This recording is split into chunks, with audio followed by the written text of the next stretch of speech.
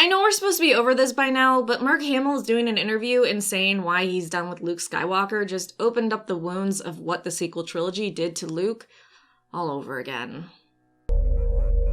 Don't get too proud of this technological terror you've constructed. Whether you like the sequel trilogy or not, that's perfectly fine. I mean, I wish we would all just be like, okay, you liked it, I didn't like it.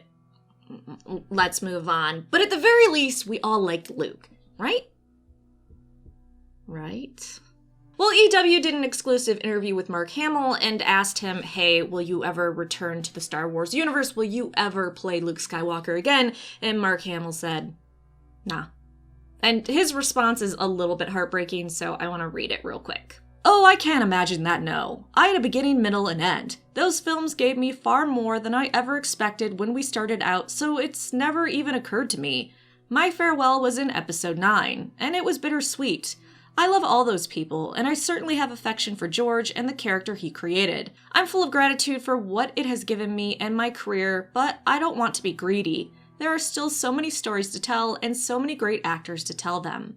They don't need me. Okay, the line, they don't need me, really hurts, but I love how positive he is and how he's willing to just pass the torch on to other actors to tell different stories, even if they really shit on his character. Also, I love how he didn't talk about loving Lucasfilm, he talked about loving George.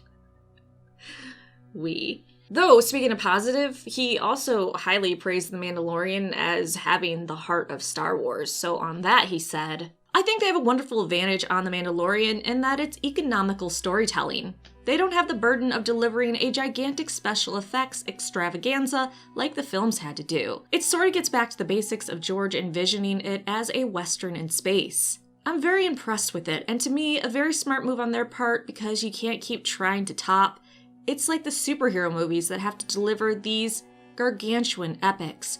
And with The Mandalorian, they can concentrate more on characters and the storytelling. I think it's excellent. Which, he has such a great point. I talk about this a lot, eyes glazing over during action scenes. It's just so over the top with CGI nowadays that it just gets boring and everything is just making a spectacle. And I really wish we would go back to good stories and characters and not so much special effects. Not knocking The Mandalorian, by the way, because everything in that show visually is amazing as well. And I'm gonna date myself really, really quick, but American Final Fantasy 2 and 3, I believe it's 5 and 6 in Japan, that storyline is so beautiful, but the graphics aren't that great.